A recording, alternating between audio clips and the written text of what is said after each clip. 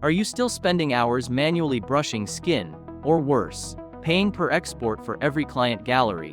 Welcome back to Nick Photoshop. Today, we are diving into Aperty, the AI portrait editor that promises to change your workflow in 2026. Let's look at what makes this tool stand out. First, flawless skin retouching that actually retains your subject's natural skin texture. No more fake, plastic faces. Got flat lighting? With a single slider, Aperty adds gorgeous catchlights to the eyes, whitens teeth, and enhances makeup, bringing portraits to life without painting a single mask. But the biggest selling point is the smart batch processing.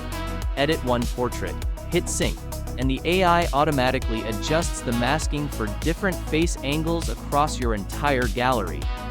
And it's not just marketing hype. Looking at what professional photographers are saying, the consensus is clear: it's saving them countless hours a week, and they absolutely love breaking free from expensive credit-based software. Ready to speed up your deliveries with unlimited exports? Check the link in the description to get Aperty right now. If you found this breakdown helpful, hit that like button, subscribe to Nick Photoshop, and let's get back to creating.